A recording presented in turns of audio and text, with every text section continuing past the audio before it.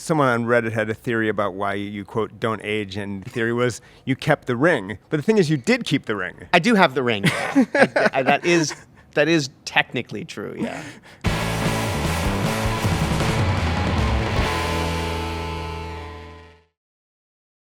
Welcome to the Rolling Stone studio, live at South by Southwest. I am so excited to be here with Elijah Wood, who is in the excellent sequel to Ready or Not, called Ready or Not 2, a sequel that is actually as good as the original. Cool. I'm glad you think so. I think so too. Yeah, which I think people were.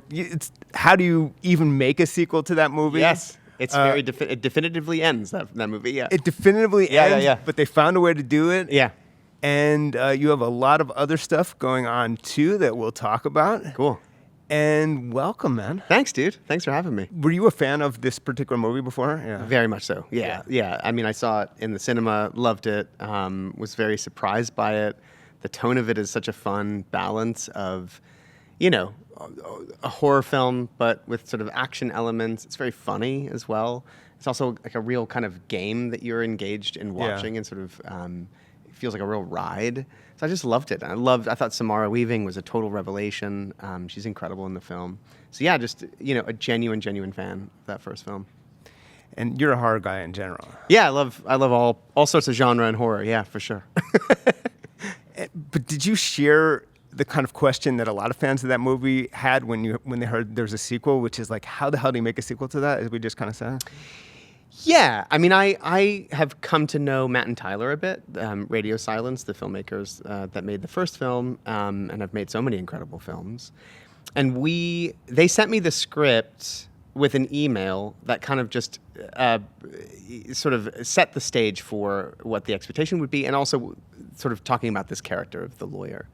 And so I think my expectations, because I didn't know that there was a sequel or even a plan for one, right. Immediately getting an email from them with them sort of asking if I might want to come and play in their sandbox with this character, the lawyer, I was immediately interested to join, and then read the script and was delighted by it. So I didn't have that kind of like hearing about it and wondering what it would be. Right. I sort of heard about it and then read it all in one go. Right. So I didn't have any sort of skepticism. Yeah. I think I was just instantly really excited, and I think ultimately just having great faith in the two of them. There's a lot of integrity with those dudes. Everything they do, it feels like they do it because they really believe in the material. I don't feel like they would ever sort of make something just to sort of cash in. Yeah. And clearly it's been, 6 years or whatever since the first film, so this was never going to be a cash-in sort of thing.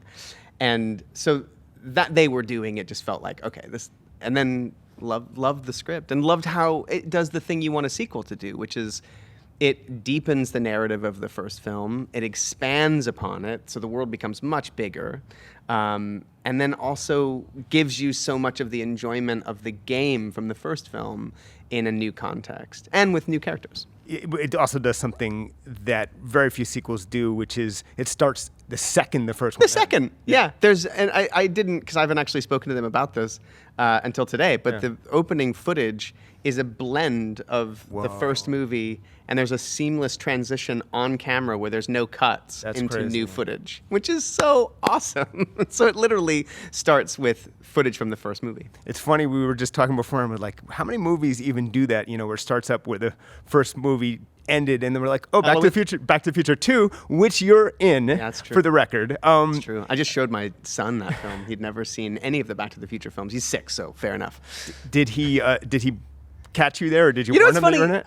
He knew I was in the film, yeah. And I think he even knew what to expect contextually, that I was in the Cafe 80s, that I was a kid trying to work a video game, so the stage was set. Right. But then the scene played, and I think I expected him to kind of go, and then point at me, and he didn't. And I paused it, and I was like, "Did you recognize that dude?" And he's like, "Oh yeah, it's you." I don't think he would have recognized me. Amazing. Which is kind of amazing. He was also just invested in the storytelling, I saw that. I was going to say Halloween 2 also starts. Halloween 2 also. Right after the first movie. You're not in that one. I'm not in Halloween 2, no. but Halloween 2 is great. If only you were. If only I was. But I saw somewhere that you actually have no memory of Back to the Future 2. Is that true? That's not true. Okay. No, I definitely remember it. I remember, it's spotty, right? Like, I don't know that I remember being directed by Zemeckis. Thank you, Jesus. I don't think I remember being directed by Zemeckis. I remember Michael J. Fox. Yeah. Definitely. I remember the town square of Hill Valley and the clock tower and it all being dressed for the future. And that was a thrill because just seeing that kind of set design and production design, especially for the future, for a kid of 8 years old, was just such a thrill. And I remember the first movie, so I remember being able to look at it and kind of go, oh, this is that, but now dressed for the future. So it was, I have quite vivid memories, actually, of working on it. Weird preparation for your life, as it turns out, and just being part of these iconic things. Just pure luck. I mean, that was the first feature film I was ever in. Back to the Future 2. I know. In this movie, you play, as you said, the lawyer, and you are literally the devil's advocate. Right. So yeah, that's right. Shout out literally. Keanu, I guess. Yeah, indeed. A great movie, by the way. Great movie. Another great movie. Yeah. You're not in that one. Definitely not in Devil's Advocate. Yeah, no, but iconic. How do you even? It's such a fanciful part. Yes. How do you? And mysterious. And mysterious. Very mysterious. And not much is known about who the lawyer is and right. potentially how long he's been around. Right. Yeah, I got immortal vibes, kind of. Yeah, I mean, Matt and Tyler reminded me that David Cronenberg's character, Chester Danforth, by the way, incredible to get a chance to work with David Cronenberg as an actor in this. That's great. Absolute thrill. He says, it's been a long time since I've seen you, too, which is the only nugget of information we get about the lawyer from the past. And it's not much to go on beyond how long could that be? Quite a long time. Right. And he's a relatively young guy. So, is he immortal? That's something that we talked about a lot. And besides that, how do you prep for that kind of role? How do you prep for it? There isn't a whole lot of prep. I think just coming in and I think Matt and Tyler are very collaborative and very open to ideas from their cast, which is awesome. And it's the character's a relatively blank surface in the sense that we don't know a lot about him. So there isn't a backstory. There isn't like information. So it's sort of the interpretation of the words and the script and the context and how he's meant to be in front of these people. I think there's a sense that they all know who he is, have probably all met him many times before. So there's that sort of relationship that he bears with everyone that's there. It's not a new person. And I think just like finding a balance of the gravity of what he's articulating, the fun of it too, because it is fun, the game and the rules, and finding a way to make that not feel like just exposition. So that challenge. But I also think that's true. There's a lot of you reading from a rule book. It really is. Yeah. And it does rely on kind of like your charm and ability to get it off that it's not dull, because you are sort of basal exposition. It's a tough task. a little bit. You're doing a little bit of that. A little bit of that. Yeah. But I was really stoked about that opportunity because I thought it was fun. Yeah. I liked the challenge of it. But then I think also finding ways to see little glints of his personality and maybe the joy that he's taking in some of the events that are taking place. So you do get moments where there's a little glee behind his eyes as to sort of what's happening, because the same stakes don't necessarily apply to him that apply to everybody else. It was a bit of a return to a movie with a bunch of CGI and effects, which you haven't done a ton of in a while. I think was it a reminder of that you can enjoy that kind of thing? I mean, there was a fair amount of stuff going on. There's a lot effects-wise. There's a lot of SFX. There's not a ton of VFX in this film. Fair. A ton of practical blood. 325 gallons of blood were used in this film. So awesome. All blood was real, not awesome. computer generated. No Okay, computer generated blood in the film. Yeah. No, it's fantastic. Yeah. I mean, it's certainly as a horror fan and as a fan of the first film, that device of these bodies exploding when they like. So you're saying they really blew up the actors then? Well, no. No actor was harmed. Okay, but a lot of people were covered in blood. Fair. Yeah. I was not, though. Yeah. The lawyer Stays clean, the lawyer can sort of see when someone's about to go, and he hides and gets himself out of harm's way. Were you thinking of a particular Hollywood lawyer here, or just No, not based on anyone in particular. it's quite a time for you. You were just in I Love L.A. Yeah. Playing Elijah Wood as Right. a very disturbing version of yourself. Did they Absurd. Yeah. Absurd. I don't know. I don't know if disturbing, but certainly absurd. I was slightly disturbed. Were you? Okay. Yeah. I mean, enemy. He's just a bit of a germaphobe. I think. Yeah. And like doesn't. Yeah, he keeps women apparently keep getting the wrong idea. Yeah, that was the best part. Yeah. But how do they approach you to be like, I want you to play yourself under your own name? It's supposed to be your house as a total weirdo. I mean, so Rachel Sennett reached out to me. It's her show. She developed it, and the ask was just, hey, I would love to have a Zoom with Elijah to sort of pitch this idea for the show. So going into it, I had no idea what the pitch was, but I really love her work as an actress. She's great. Yeah, she's so great, and was thrilled at the idea that she was developing something for television and that she would both be in and provide this sort of platform for other actors. And so I was just really curious and wanted to hear the pitch. So we had a Zoom, and she described what the show was, and then sort of pitched the character. And it sounded really funny. But I was really honest with her. I said, like, I've in the few times that this has come into my life where people have brought me projects where there's an opportunity to play myself, I've always been against it. It's always made me really uncomfortable. I get it, you know? And it has happened a couple of times. And so I was like, I'm just going to be honest, but I really want to read it because this sounds great. And then she sent me the pages, and they were just undeniably funny. And so alternate reality me that it felt like it wasn't me. Right, and no one would think that it's really you. Exactly. Yeah. And I loved that. Yeah. And I found that to be just a really fun prospect. Yeah. And the scenes are hilarious. So it was also just really fun to get to work with her and True and like play in something that is so absurd and so funny.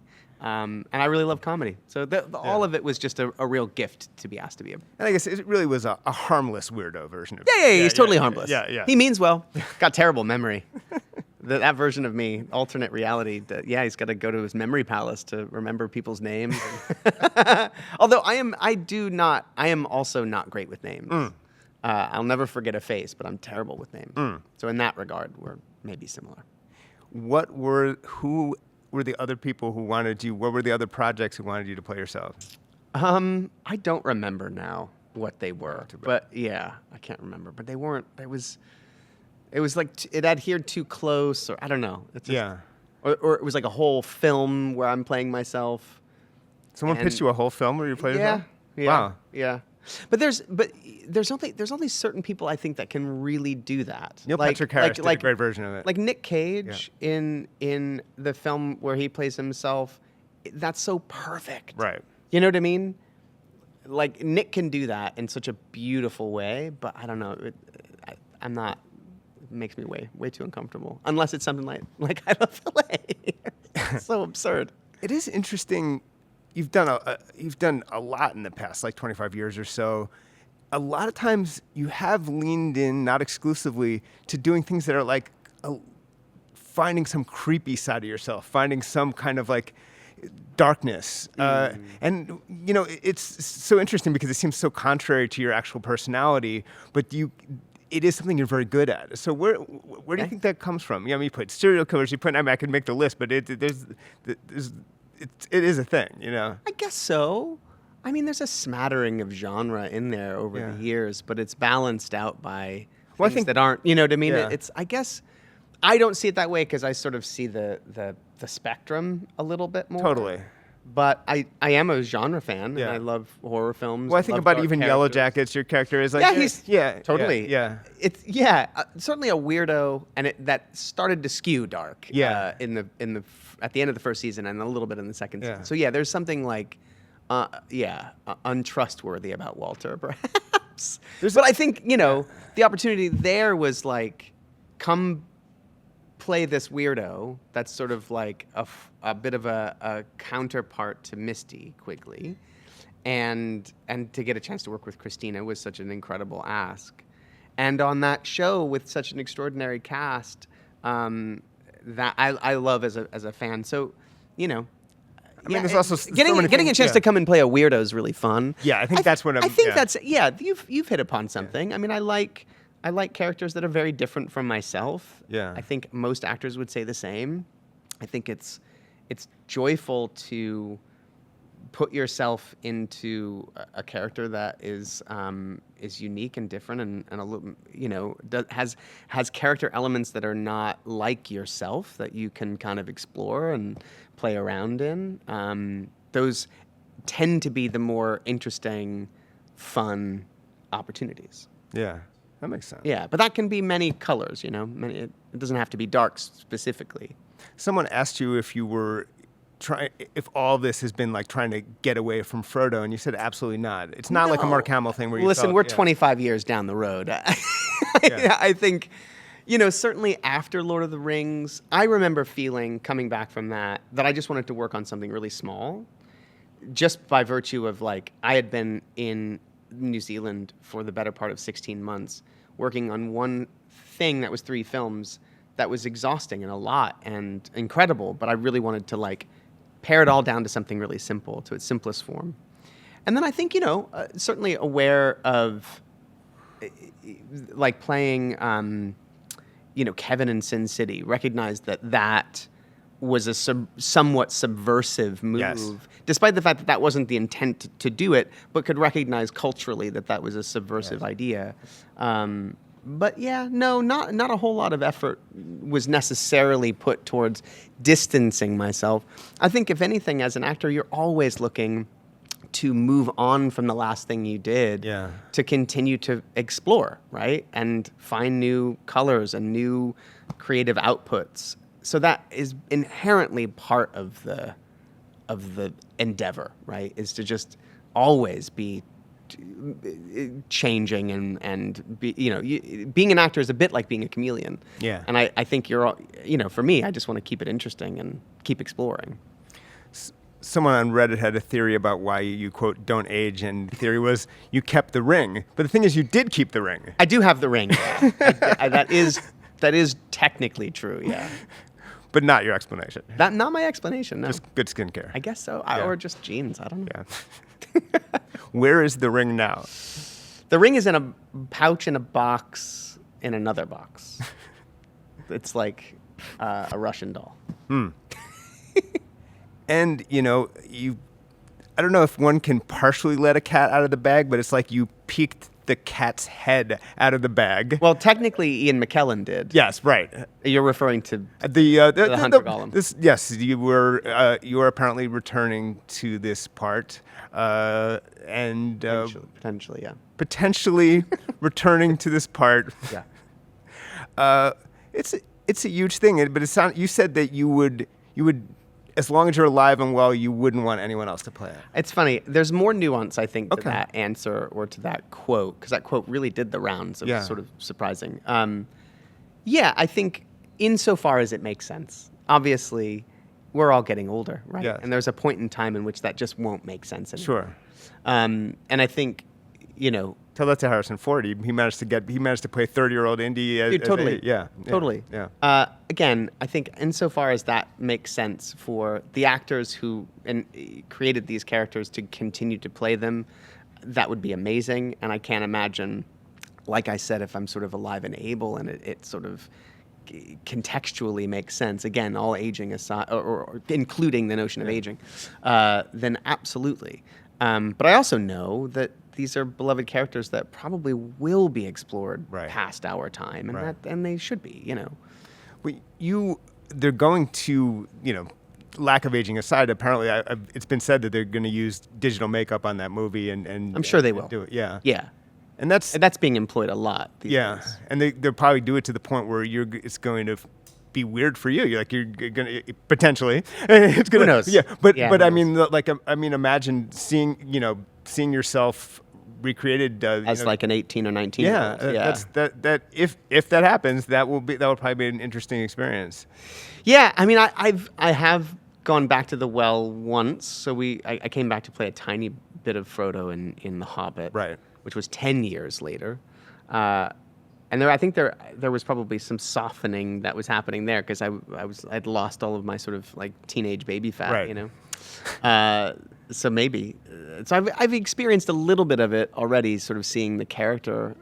But you know, to the degree at which we're experiencing now, yeah. So we're in a new paradigm where that kind of technology is being used in really interesting ways to establish the ability to go back and revisit characters that we've not seen for a very long time, which is interesting. Do you have big emotions about potentially the idea of returning to this character? And you know, I asked Harrison Ford about what it was like to, you know, put on. It's not as momentous for you because you played it again. It hasn't been 40 years or whatever. But Sure. but you know, he put on the one. Came a day when he put on the Han Solo outfit again and stood in the Millennium Falcon. I mean, was that like, had to yeah. have been. I mean, we're talking about like one of the most iconic characters in cinema, right? Like that's a different thing. So we would think It's like putting on the fedora and the, you know, and Yeah. strapping on the, you know, grabbing the whip. Like Jesus, that had to feel crazy. it felt crazy for us watching it, but for him, he said, "It's another day," you know. So, but for you, I don't know. I'm sure he had a moment. There's no question. We'd like to think. I'm but sure he did. but how about for you? How much sort of emotion is going to be, especially getting back with Ian and all that? How much emotion will be attached to that? If there's any part to play in that, I think it'll be very, very small. But I think, yeah. That's notable. So it wouldn't be like one of the leads of I the don't movie. think. No. Okay. Nope. Okay. Definitely not. Definitely not. I think people should probably know that. Yeah, I think so. Yeah. I'm not really at liberty to say much Right. of anything. But if it was happening, it's not like you're gonna be running around dominating the movie. People should know that. I don't think so. Okay, good to know. So. Good to know. Again, I leave this to be. Yes. The movie is about Gollum. Yes, and he looks great still. Yeah. Andy? Yeah. Oh my God. No, I mean Gollum. Oh yeah, Gollum. Well, Gollum's ageless. Yeah, he works out. He looks Yeah, good, right, yeah. right, of course. But yeah, I mean Andy coming on as director, and he's such a great guy. He's a nice guy. Andy's one of the greatest. Yeah. That's a nice twist to it all. It's beautiful that he gets to direct that film, and you know he really is the architect of that character in so many ways, and you know a pioneer in regards to motion capture or performance capture, and yeah, for him to be at the helm of that story is just such a lovely thing. And it's a real getting the band back together creatively. There's so many of the creative team who are involved in Lord of the Rings are involved in the making of this film, from the production design to makeup and to physical effects. Obviously, all of the wet effects will be handling that as well. So it's just it'll be kind of amazing to have all the return to Wellington and all these folks kind of coming back together again. It's beautiful. Insane. Yeah, it is insane. It's pretty wild. After all this time, and you have a Elvish tattoo on. I do, your, yeah. Pelvic bone, and I think Yeah. I think Ian said that he held your hand while you got it. He did, yeah. He did, yeah. That's right. We all got it at the same time. But I mean, that's a real sign of how you can never really escape this or want to. It's like every day. It's there. You take a shower, you got Elvish there. It's like- Absolutely. Yeah. Yeah. Wild. And wouldn't want to. I mean, Yeah. I think we all knew when we got that tattoo, right? That this was sort of, signifying a really incredible moment in our lives, this adventure that we'd all just been on. And this is before the movies came out. We got that tattoo right before the end of principal photography. So really that for us was about marking the experience, Yeah. the time that we all had together in New Zealand on this adventure. And then the movies came out and became what they became. But that tattoo is about our experience as a fellowship of people working together and the friendships that we forged, and so incredibly special to us that time. And then the way that they've connected with people and continue to connect with people is really lovely. And two quick things. In your 2002 Rolling Stone story, you were thinking about getting another tattoo of the wound. Did you ever get it? I did not. Yeah, definitely thought about it though. Yeah, the stab from the Morgul blade, which never technically heals, like it's with Frodo for the rest of his life. So I thought that would be kind of an amazing thing. It's not too late. It isn't too late. You're right. You're right. And then finally, you're a huge record collector. What are your biggest prizes in your collection? A big one is a promo-only copy of Prince's The Black Album. That's actually a white sleeve. It's super rare. Wow. Yeah, so, they made, Warner Brothers obviously, pressed the record, they did promo copies of the record because it was going to be, I think it was supposed to be the follow-up to Purple Rain, if I'm not mistaken. I can't remember the exact order, but close. It was either before, I think it was before, it was after Purple Rain, and then he shelved it and then released Around the World in a Day. Sounds right. So I have one that's a white album. The sleeve is white, and the record is peach. And it's really awesome. And I'm a huge, huge fan of Prince, but that record is a favorite of mine. And to have that, like, it was through a mutual friend, my friend Zach Cowie, who I DJ with all the time. He's got a friend named Jeff Gold. Jeff Gold used to work at Warner Brothers kind of during that time and had a series of those lying around. And so I bought one off of Jeff Gold. That was a good answer. Thanks. Better than I even expected. Cool. Elijah Wood, thank you so much for joining us. Yeah, dude, that was really fun. Rolling Stone Studio, live at South by Southwest. Thank you. So much. Great to meet you, man. You as well.